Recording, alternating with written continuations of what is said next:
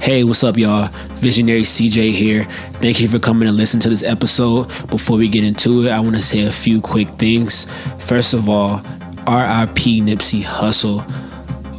He's a true definition of a visionary. I was always a fan of his music, but once he passed, I really went and did some deep searching, and he really just promoted business ownership in the community and just spreading positivity. So we lost a good soul, and rest in peace, Nipsey Hussle.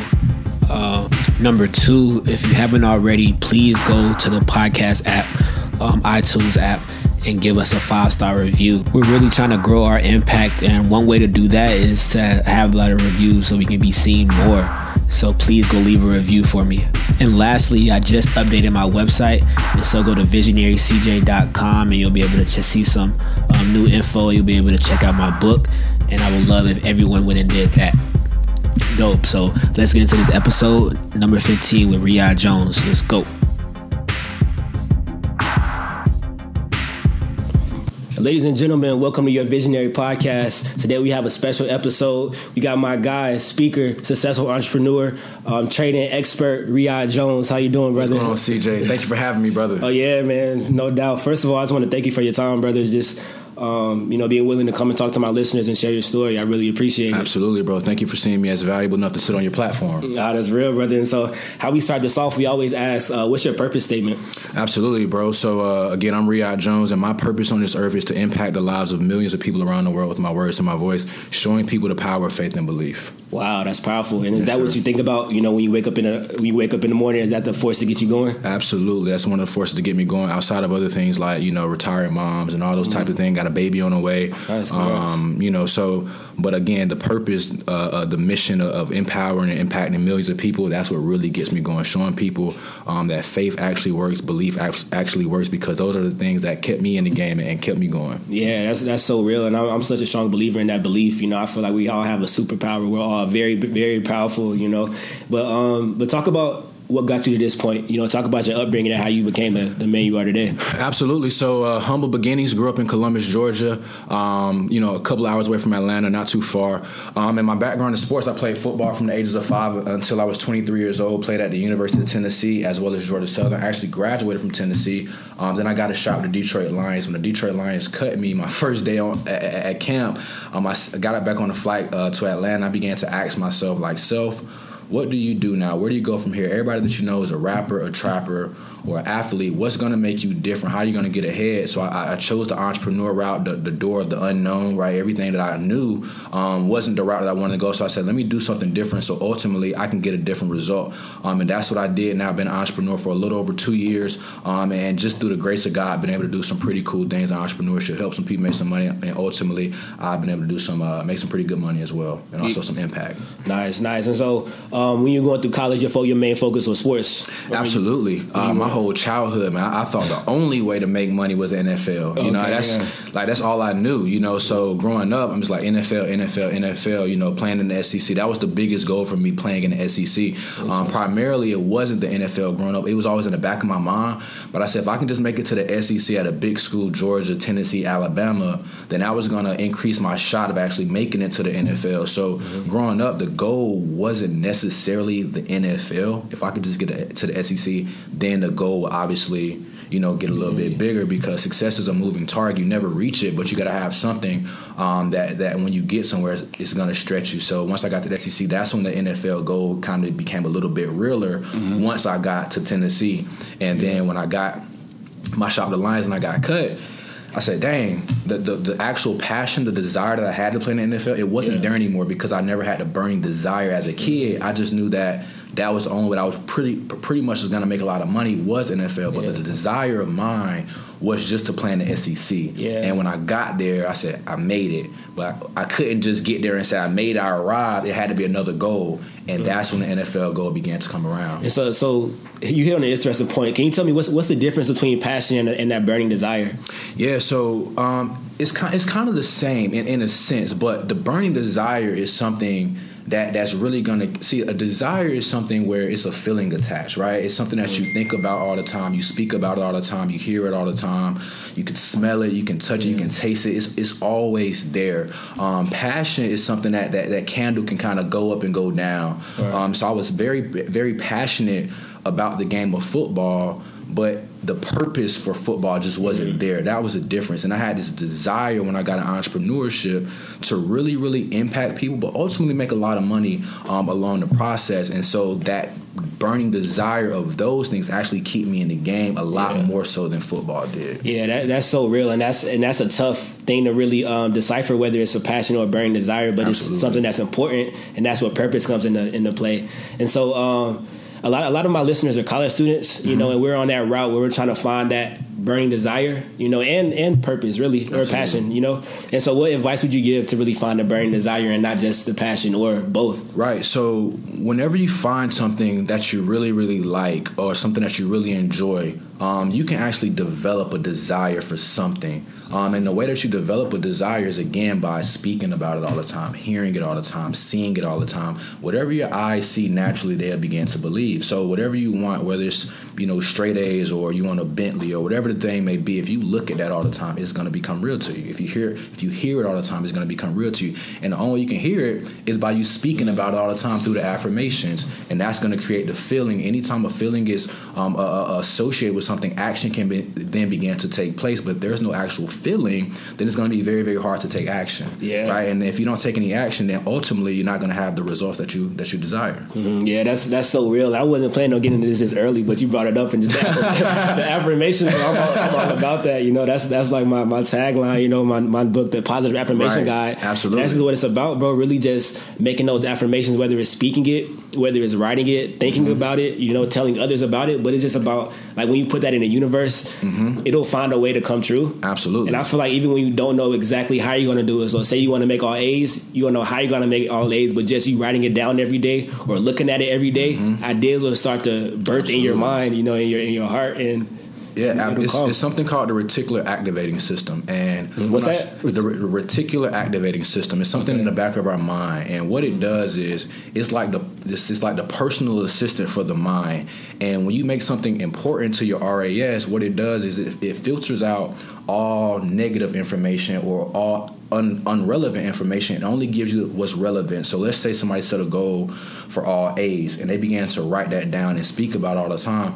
That all A mentality is going to become important to its reticular activated system. So what's going to happen is the mind, the universe is going to begin to send out information, going to send to people, whatever the case may be, is going to make you like get off your butt and go study. So because it's important to you. But if the goal is not important to you, then there's not going to be people. It's not going to be the resource that's going to come help you fulfill that vision ultimately. Yeah, that's so real. It's so true. And I feel like we don't learn about this in school. This should be something. This should be something you learn in school. Right. This like should be a science class. For real, man. You know what I'm saying? But yeah, it's so real. And I think it's a blessing to know that, you know what I'm saying? Just to put that in the world is great. And so what was your first introduction to entrepreneurship? Like, how did you know that's the route you were going to take? I was sleeping on the twin size bed at my parents' house. And one day, my first ever entrepreneurship endeavor was like, obviously growing up selling shoes, selling candy, doing all that stuff that any entrepreneur with that kind of DNA in his body or her body would then begin to do. But my first real taste of entrepreneurship was after I got cut from the NFL. I said, man, I don't want to get a job. See, I've never had a job before. So I said, I didn't want to get a job. So what can I do to create some income? So I said, Riyahd, what do you have? So I had a nice body. People knew me for working out. So I said, let me become a personal trainer. So I actually went and got a storage unit in Columbus, Georgia. It was hot. It was hot as crap in the summertime. Like, you know, Georgia heat, 95, degrees. And we're in this sweat box in this storage unit. And I got weights in there, and people would come and I would train people. And they would be there sweating, going crazy. But what happened was I felt like I was killing myself. I was overworking myself, and I wasn't making any money. So I told my mom, I said, Mom, I got to find something else to do. So she said, reach out to your cousin. And my cousin actually introduced me to network marketing, home-based business. And that's how I got started. It was a credit repair company. Obviously, a lot of millennials didn't really too much care about credit. So that's when I said, I got to get this business onto the internet because people on the internet actually care. So that's when I figured out how to market online, market on Facebook ads, and all this kind of stuff to actually build my business I was with that particular company in that deal for about 13 months, and it was did pretty well for me. I was able to make a pretty good amount of money, but ultimately I got to understand the power of credit, right? And that's when I really that's what I really enjoyed about the company. They educated me on the power of credit, because growing up how I grew up, we didn't learn about credit in school. We didn't learn about, my parents didn't teach us about credit. So when I got with that particular company, they taught me the ins and outs of the credit game. I was able to leverage that to do other business, to do other things, and to also live a better lifestyle, understanding how you can actually leverage your credit to create wealth and riches and all that kind of stuff, bro. That's so real. And it kind of sounds like the necessity birthed that for you. And I was listening to Jordan Belfort, an interview he did earlier, and he was saying necessity is a mother of invention. And so when you have a need for something, in your case, you need to make money, you didn't want to get a job, and so that need birthed that invention of you getting into the credit, you getting into network marketing. And that's something that I want to stress to my listeners, what I'm saying, is that it's important to just invent things in your mind, what I'm saying, like invent things from your current environment, that seem interesting. Absolutely. And even reaching out to other people who are successful. Like you said, you reach out to your cousin, and that's kind of like the importance of mentors, I would say.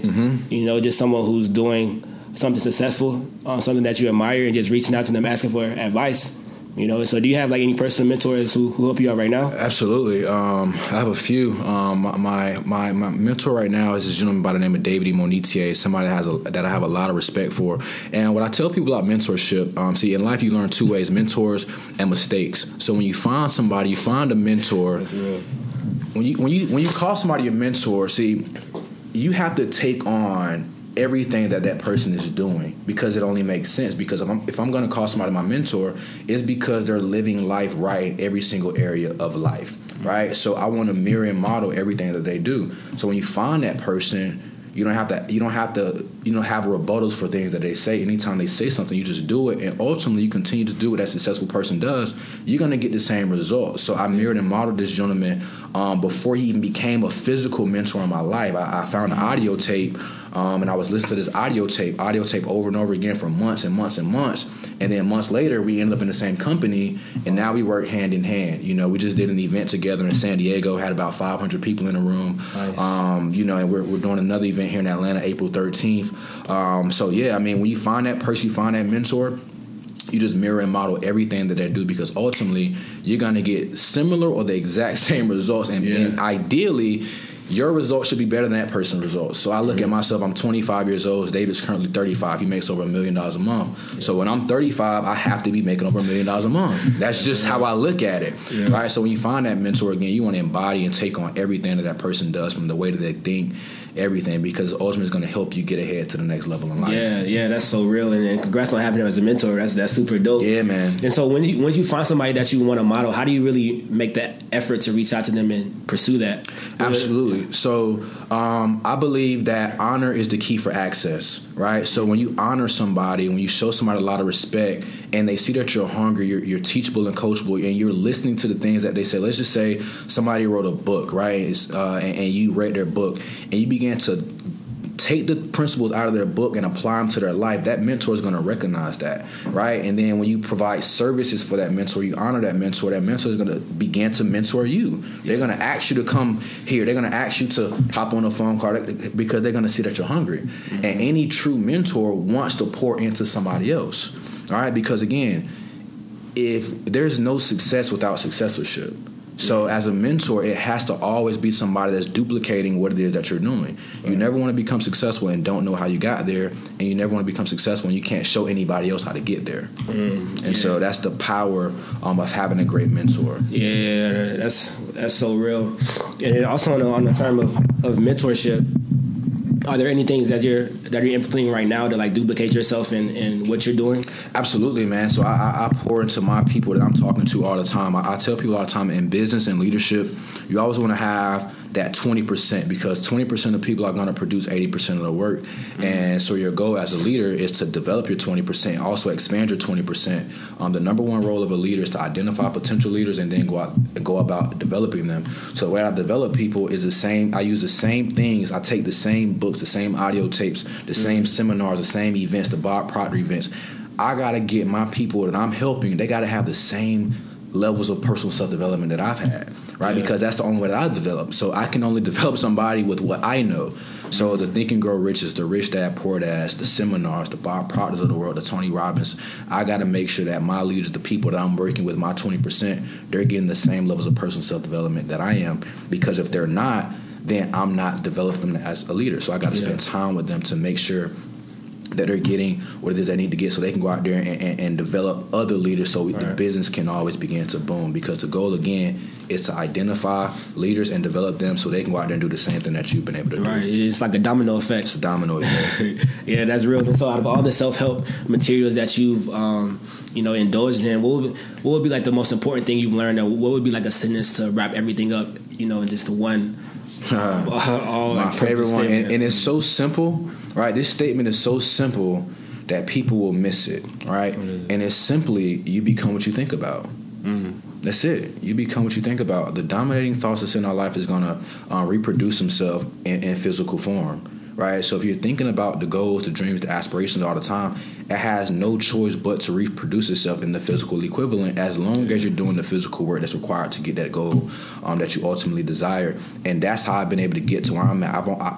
I think about success all the time. I think about money all the time. I think about impacting millions of people around the world with my words and my voice all the time, showing people the power of faith and belief all the time. So because of that, it has to happen. Yeah. Because it's a dominating thought. You become what you think about it. And it says in the Bible, as a man thinketh in his heart, so is he. Right. So I took that and I said, man, this actually makes sense. And that's what I began to do. And again, I would have never got that information if I didn't have the mentor. Yeah. The mentor taught me that. Right? He taught me that a couple years ago. Listened to him on an audio tape. Yep. 2016, sleeping on the twin-size bed, and I began to think about getting off this twin-size bed at my parents' house. A couple months later, got off the twin-size bed, began to think about making $100,000. Guess what? Made $100,000. So it's just the same thing, man. You become what you think about. Yeah, and so for like an 18 to 21-year-old, if they have thoughts of success or dreams of success, but their current environment is like discouraging. You know what I'm saying? What advice would you give to them? At that age at that phase of their life. You have to recreate your environment, because your environment is so critical and people don't understand how critical it is. So you have four specific elements that firm up the way that you believe, right? And the most important one is your environment, right? Your environment, the people that you're around, your associations, the information that you're listening to, and ultimately the experiences that you have. Those are the four specific elements that form of the way that you believe and the way that you think. So when somebody is not in the environment that's conducive for them having success, it's going to be very hard for them to have success, because 9 times out of 10, if the environment that they're in sucks, that means the people that they're around suck.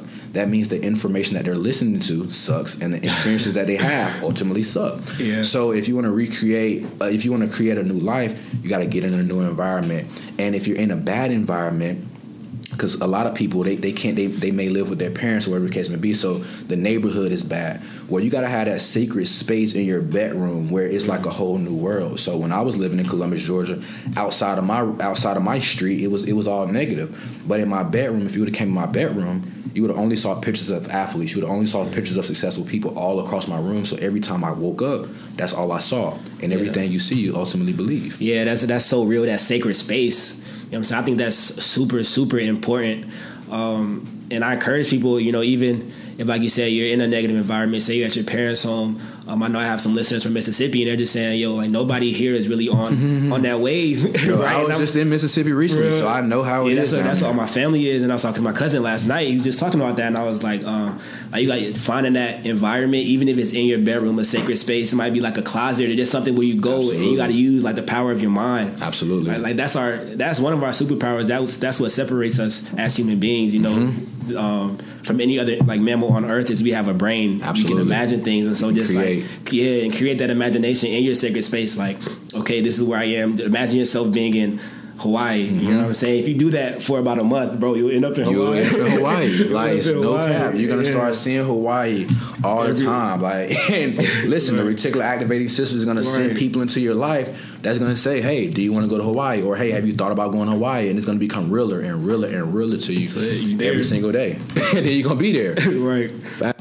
And so, Riyahd, since this is your visionary podcast, tell me about your vision. Where do you see yourself? What are your 3 month, 6 month, 1 year goals? Absolutely. So, Over the next 3 months, in my particular opportunity that I'm a part of right now, I want to help about 2 more people get to a $10,000 a month income, and also help about 10 more people retire from corporate America doing what it is that we do. And ultimately, that's going to put me at a level where I'm making a little bit north of $50,000 per month in income. Oh, wow. And in 12 months, ultimately, I set a goal. And at the end of 2018, I said in 2019, I want to help 10 people do what I was able to do in a 5-month period, and that was to get to a point of $10,000 a month. And ultimately, that's going to pay me and my wife over $100,000 a month. So again, you got to have the vision, the goals are so important, man, and that's what keeps people in the game. Yeah, that's so real. And talk about the opportunity you have. Like, what is it that you do right now? Absolutely. So I'm a part of a company, and we show people how to become an investors into the largest financial market in the world, being the foreign exchange market. A lot of people aren't aware, or they don't have the actual information that they need on Forex. But I tell people all the time, everybody that has a bank account already trades in the Forex market, whether they know it or not. The banks take our money and trade it. So 17 months ago, when I got that information, I said, well, how in the world can I let the banks make more money on my money than I do? And I'm the one that's working hard for the money. So that sent me down the path of actually learning the game of Forex, because, man, there's men in suits every single day in Wall Street, New York, wake up, they go trade in this very market that I'm fortunate enough and blessed in to actually trade here in Atlanta on 8th Street in Atlanta. You know what I mean? I don't even got to go to Wall Street to do it. So that's what I've been doing, showing people all across the world how to do it. I've been able to build an organization, well over 1,000 people in a short period of time that actually see value, that are actually learning in our platform. Yeah, that's dope. And talk about what it took to really grow that. You know, like what do you teach your students? How do you get them to really believe in you? Absolutely. So I don't want them to believe in me. I want them to believe in themselves. So I teach people how to believe in themselves, and that's goes back to the purpose that we was talking about earlier, showing people the power of faith and belief, because it doesn't matter what somebody wants to do, what business it is, whether it's Forex, doing a podcast, whatever the case may be. It has to be self-belief that's going to allow them to attain the goal. So when somebody gets started on what we do, the first things first is we're showing somebody the mechanics of believing, because once somebody can begin to do that, then they can go out there and then begin to set the goals that they can now believe in, because action always follows belief. Where there's no belief, there's no action. So if somebody can get started in Forex, podcast, whatever, but if they don't have the real belief that they can actually have success, then they won't do the action that's required to get the results that they want.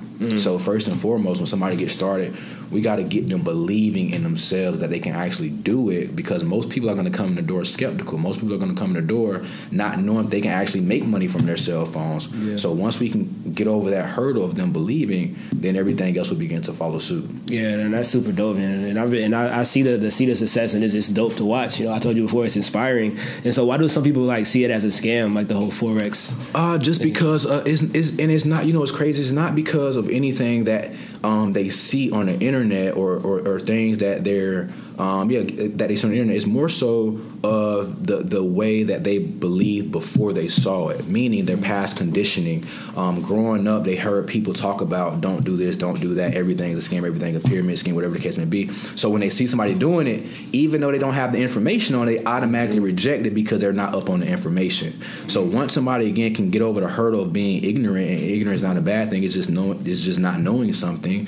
Once they can get over that hurdle, then their mind can then become open to the information, and the information might just change their life. Because if I would have said no, this is not going to work, this is a scam, thousands of people across the world wouldn't have been impacted by this platform. Yeah. How many people has the whole platform IML? How many people has it impacted? How much money is it generating? Absolutely. So right now, it's over 80,000 people learning with the company. Last year in 2018, the company IML, iMarkets Live, did over $200 million in revenue. Mm-hmm. So it's been around 5 years now. The CEO of the company is somebody who had a heart of gold.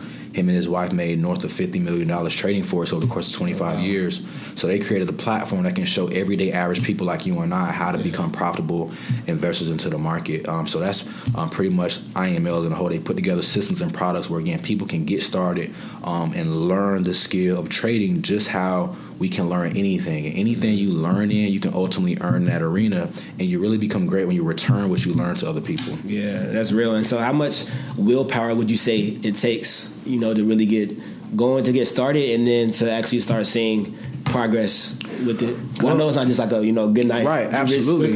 Yeah, exactly. And I tell people all the time, you never want to underestimate what you can do in a 2 hour a day period of focused activity. not on Instagram, not watching Netflix while you're learning, but 2 hours of focused activity of you on the charts, you in the academy that we provide, you on the webinars that we do. And over the course of time, 3 months, somebody should be at a point where they actually know what it is that they're doing in the market. Because it only took me like 4 to 5 months to learn how to trade, but that was with me not having somebody that can physically show me how to do it. I was the first person to start. So now when people get started with us, they're able to cut their learning curve in half based on the things that we've been able to put together for the people. So we've kind of simplified Forex and kind of made it like, Forex for rookies, Forex for dummies, if you will. It's like a foolproof system that we have with our deal. Yeah, that's dope. And I think it's a good opportunity for college students, with the extra time, and instead of working with the job, because having the typical college job where you work at the mall, bookstore on campus. Right. You know what I'm saying? It takes 5 to 8 hours of your day, and you're only making a couple $100. You know what I'm saying? It's not worth it. And I don't think a lot of people stretch their minds far enough to see how much money you can make in 5 hours if you really put your time to it. I'm literally trading right now as I'm talking to you. Oh, wow. And my money's moving $600 right now. So, because people can't see. Like, we are on YouTube. If y'all don't know, it's not just iTunes, Spotify. We're on YouTube as well. So we video recorded, and you did just show me $600 working for you right now. Right. And that's something I've been thinking about lately. Like, I need to make sure my money is working for me. I'm taking a real estate class right now, and so he just always talks about how your money should be in real estate. It should be in something, because it's not doing nothing in your bank account but sitting there. You know what I'm saying? It's kind of like like money. I heard money is an energy. If you don't pay a lot of attention, it won't like you. Exactly. Right? That's facts. Go away. That is if you facts. pay a hell of attention, it's gonna start to grow. It'll start to grow for more. you. Facts. You know what I'm saying? I forgot who told me that. I want to say that's like so true. Or something, but money is energy, man. The more attention you pay to it, exactly. Yeah, it's the energy. And so, where's your mindset at right now? Because how much are you making a month with your company? I'm making a little bit north of $15,000-$20,000 a month right now. And so, how is that being? How old are you? 26, right? 25. 25. So how has that been for you? Like, how's it? How have you been able to stay so humble? Being in the city where it's a lot of flexers, a lot of people want to flaunt what they have. Right. You know what I'm saying? How do you stay humble? Because I understand that God can take it away at any minute. I understand that this was something that He gave me. I didn't do anything to earn it. All came through grace. And once somebody gives their heart to God, He can then begin to control their habits. So because of that, there is no way that I can be cocky, because I understand that I'm just the manager of the resources that was given to me. Wow. So because of that, I have to stay humble. Wow. And so what are some like everyday habits that you do to make sure that your mind stays where personal self-development. I immerse myself in personal self-development each and every single day. And that's one thing that I stress to the people that I work with on a day-to-day basis. Your income will only grow to the extent that you do. So as long as you're always growing, you're always going to be in a position to make more money and ultimately have more impact.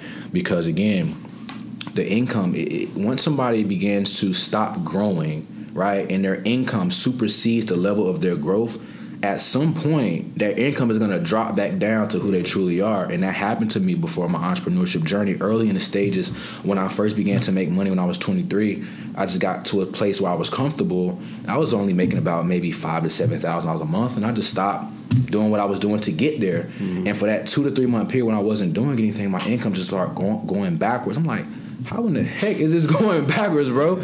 I went back down to like 2 G's a month, and I began to look. I'm like, yo, you're not doing what it was that got you there.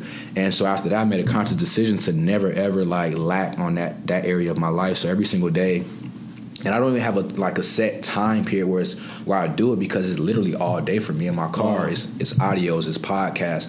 When I'm at home, it's YouTube playing somebody, a Les Brown, a David E. Monetier, a Tony Robbins, a Bob Proctor. Bob Proctor is one of my favorite YouTube mentors, because he shows people how to use the mind. And the mind is the most powerful tool that we have, right? It's all spirit, and anything that you again create in spirit it has to manifest in physical form. But you have to know the creative power that you have with your mind, and most people don't understand that creative power. Yeah, no, it's so real. Like, just to hit on it again, the power of the mind. It's something that we underestimate, for sure. But what are some like practical things you do every day? Like, say someone wants to change their mindset, what's a strategy they can take on? Like, I know you do something with like $100 bills in your crib. Oh yeah, like, man. So all throughout my crib, I have $100 bills, right? And they're everywhere. The reason why is because, remember, like I said earlier, whatever your eyes see, they automatically begin to believe. And like you just said, money's energy. So when you're walking past these $100 bills every day, it's going to make you feel like it's going to naturally just begin to attract the people that you need to fulfill the vision that you have. It's going to attract the resources, whatever you need. So outside of that, I have the Bentley magazines all throughout my home because I desire a Bentley. And again, a desire is something that you have a strong feeling for. And to create that feeling, you have to see it all the time. You got to hear it all the time. And naturally, it's going to be created. So things that I do in terms of the Bentley, I go to the Bentley dealership. I sit in the car. I sit in the car for 10, 15 minutes. I just sit there and just touch it. You know what I mean? I don't need to test drive it or nothing. I just sit there. I do that quite often. I need to go back because I haven't been in 2018, but in 2019. But in 2018, I probably went to that dealership up in Alpharetta like, I don't know, 7 to 10 times. You know what I mean? Just going up there. Sid Barron knows my name by heart. You feel me? Because I'm there. So yeah, man, just doing stuff like that, just putting the affirmations on the mirror, just the things that you really, really desire. You have to see them all the time, and that's what's going to force somebody to begin to do the work, because you can't just look at something like that every single day and not desire to have it. Facts. Just imagine you look at $100 bills all through your day. That's going to want to make you want to go get more and more money every single day. So that's something I forgot who I got that from, but I just, matter of fact, somebody just it came from the movie The Secret. Have you saw The Secret before? Nah, I never seen it. So The Secret is a great movie, and it talks heavy about the law of attraction. And it was a gentleman on there. He was saying how he had put $100 bill on his ceiling, and he would look at this $100 bill every single day. So I took that, right? Not just a $100 bill. He had wrote 100,000 on it, right? So I took it and I did the same thing. So my wallet, I keep $1 million bill in here, and not only that, I also keep my gold cards, right? So on here it says, I'm so happy and grateful now that I'm a chairman 25 of my IML business with 25 people earning $1,000 a month, paying me $30,000 a month, right? So I keep that stuff all the time. I'm gonna have another one in here, so I keep my gold cards, and I have a check that I wrote to myself for $1 million, right? So yeah, man. So I keep this stuff, and every time I touch my wallet, I always say that I'm grateful for all that I have. Every time I touch my wallet, something practical that I do that other people can do, because again, it don't matter what's in my wallet, no matter what's in my bank account. I started doing this when I was broke, right? And that's how I know it works, because I wasn't doing this when I was making money. I started doing this when I was sleeping on the twin size bed after I saw the movie The Secret, because a guy had a gratitude rock, and every time he saw the rock, it would make him say something that he was grateful for. So I said, I'll do my wallet. I touch my wallet pretty much all the time. So every time I touch it, whether I'm taking out my debit card, I'm just touching to put it on my counter, I always say it subconsciously, I'm grateful for all that I have. No matter what's in there, I'm always grateful for it. Yeah. And because of that, gratefulness is actually a faith multiplier, right? Anytime you're grateful for something, you have expectation for it. That's creating the faith that you need to have to attain the goal. Yeah, that's so real. And thank you for sharing that too. That's something super valuable that, even I'm gonna start doing, to be honest with you, man. Just having those physical things that are tangible that hold you accountable in a way, for your goals, and just keep you disciplined. Absolutely. And so even if it's not a $100 bill, landing around your crib, it could be a $1 bill. Absolutely. Just something that $100, write a million, $100,000 on it. Yeah. I started when I was broke, when I had no money. You feel me? All right. It works. Nah, that's real. And so, say 5 years from now, what does that version look like? So you'd be 30. What does 30-year-old? Right, I'll be 30. Like? So I'll have a 5-year-old son. Oh, wow. We're thinking of a name right now. The baby's due in July, so we're still thinking of a name. So I have a 5-year-old son, and again, I plan on making over $1 million a month. And that to me is going to create the freedom, because not only am I going to be making that significant amount of money, there's going to be so many people that I've been able to play a part in their development. That's going to be making a significant amount of money as well. Again, there's no success without successorship, and I believe what happens to a lot of people that we see that make a lot of money, and they're not happy, they're not fulfilled. Some people off themselves for whatever reason, and it's because a lot of people they don't have the fulfillment because it hasn't been people that they develop. Because if it's people that you've developed that have a strong love for you, there's an attachment there that can never ever go away. So because of that, you're making money, the people around you are making money, should never be lonely at the top. Yeah, because it's people that you've helped develop and they got to the top as well. Yeah, that's so important. And just talk about the importance of sharing the wealth. Because one way I look at it, I remember a guy, he was in his 40s, teaching me about business. He was saying, if God has blessed you enough to fill your cup to the top, if you don't pour it back down, you won't have any more cup to fill, Absolutely. back up. You know what I'm saying? I learned that same thing. Yeah. My mentor told me, he said, if you get all this information from me and you don't go pour it into somebody else and you continue to come to me for mentorship, at some point you're just going to overflow and it's going to be wasted knowledge. So you got to take what you learn and go share it with somebody else so they can get that same level of personal self-development that you're getting. Because remember, again, success with no successorship is failure. So it has to be always somebody that we're pouring into. Ty Lopez on YouTube, he taught me to think the law of the 33%. You want to spend 33% of your time with people that don't have as much as you, 33% of your time with people who have equal as you, and then 33% of your time with people that have more than you that you're actually looking up to. So that at that point, you're always staying balanced. What happens to a lot of people is they become the biggest fish in the smallest pond, and they stop growing. But if you're always around people that have less than you, it keeps you grateful for what you have. Yeah. If you're around people that have equal as you, that keeps you motivated to continue to work. And if you're around people that have more than you, you have people pouring into you, and that's obviously going to keep you going. Because hanging around people like David, talking to David, on a week-to-week basis. Today, he just put on Instagram, he just bought the Rolls Royce truck, the Cullinan. Yeah. So it's like, man, how in the world can you get comfortable when your mentor just bought a Rolls Royce truck? That's not even normal. You feel me? So it just keeps you going. And then the thing that you're able to learn from him, you go take it back and you pour it into the people like the gentleman that we have in this room right now. These are two people that I'm working with on a day-to-day basis, helping them get to the level that I've been able to get to, and they're younger than me. So when they turn 25, they should be a lot better than me at 25 because they're learning from me at 22 and 19 years old. Yeah, that's so important, and it's real. Like you get better with the more people you help. Absolutely. That's why I have this group on campus at Kennesaw. It's called Dynamic Dreamers. Wow. And this is a group of entrepreneurs that we just meet up, try to meet every Thursday and just talk about our struggles. Really, just what struggles are you dealing with, and let's come up with some ideas for solutions. You know what I'm saying? We're going to make it like a Zoom call so that the listeners that aren't at KSU, they can be a part of it too. Because my mentor told me, he said, think about a shark. If you put a shark in a fish tank, it can only grow so big. But when you put a shark in the ocean, it can grow up to 9 feet. Absolutely. You know what I'm saying? So it's just about having that environment to where you can grow. You know what I'm saying? You can grow horizontally and vertically. Yep. That's so real. And so as we get to the end of this, man, I want to hit you with this last question. If you can give advice to your 20-year-old self, what would that be and why? If I can give advice to my 20-year-old self, what would that be and why? It would stay open-minded. And it would be to not be so shallow-minded to think that the only way to do something is the only way that you've seen. You got to expand the way that you think, expand the knowledge, get out there and become resourceful and become practical and look at the things that other people in the world are just doing, not just the people that you grew up with. Because again, if I would have known at 19, 20 years old that I could make 6 figures from the internet, at 25, I would already be a millionaire, right? But I didn't know because I was so shallow-minded to only think that the one-track mind, to only think that my environment was the people from my environment, seeing the people go from, my neighborhood to the NFL or whatever the case may be. I thought I was the only one to make it because that's all I saw.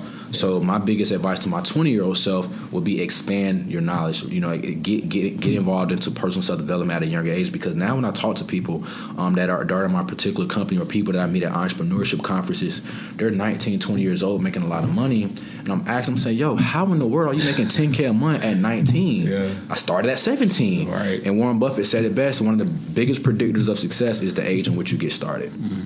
Damn, that's so real. And so, give me 3 books that you would recommend to somebody who's trying to get started with that. I know you have a lot, but just 3. The 3 main ones. Absolutely. So my 3 favorite books of all time are: number 1, Think and Grow Rich; number 2, Rich Dad Poor Dad; and number 3, this has become my 3rd favorite book as of recent. It's called The Science of Getting Rich. That's a phenomenal book. It's a chapter in there called The Law of Increase. It's a chapter in there about gratitude, and it's also a chapter in there about what was it about? I can't think of it. But it's 3 specific chapters, and I believe it's chapter 3, 7, and 14. And those chapters, man, just changed the game for me.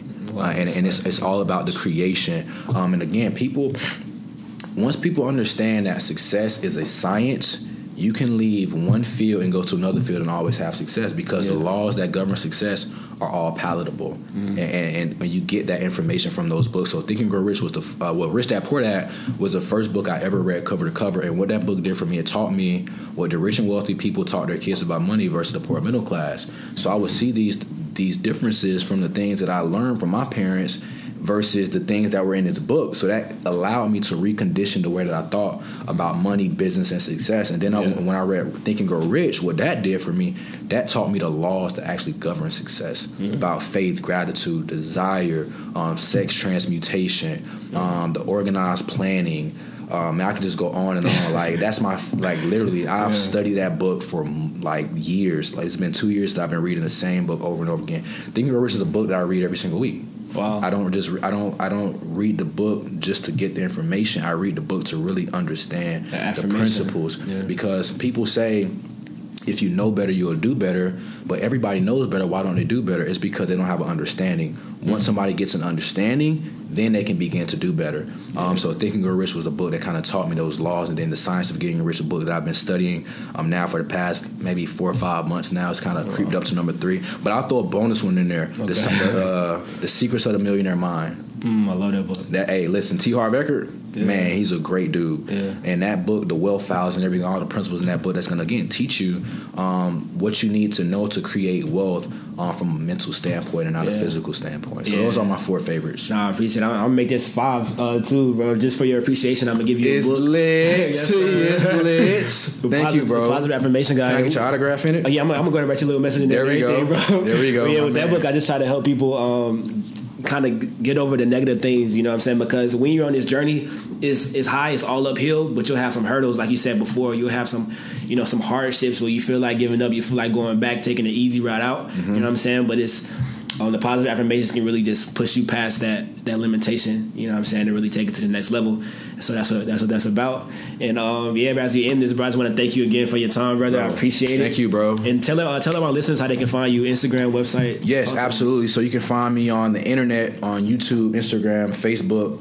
I believe that's all I use. At my name, Riyahd Jones, RIYAHD. Jones, Jones. Follow me. Tell me you're a follower of his podcast, and I promise to follow you back. And I thank you guys for your time. Boom. There it is, guys. Episode of Riyahd Jones. Peace.